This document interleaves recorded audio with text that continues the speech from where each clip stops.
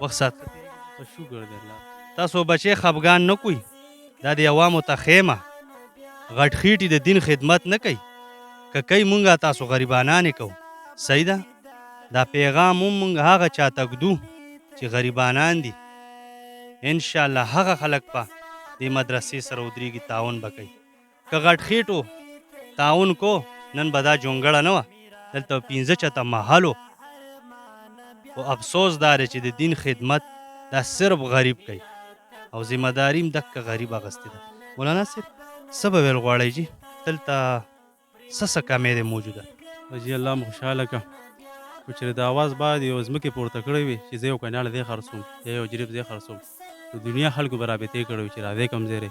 روډ په غاړه دی په څو مل لره خو چې کله د الله د کتابو او د مدرسې خبره ده نن سبا زموږ مدرسه بغیر لاټره تر اوسه پرته د دې غرونو ته زموږ دا خواست دی چې په دې کې زموږ دا بلې ویډیو کې به امداد وکړي خلاص وکړو الله دې دواړو جان عزتونه د هغې نصیب کړي الله دې په مال حال کې مزید خیر و برکت د هغې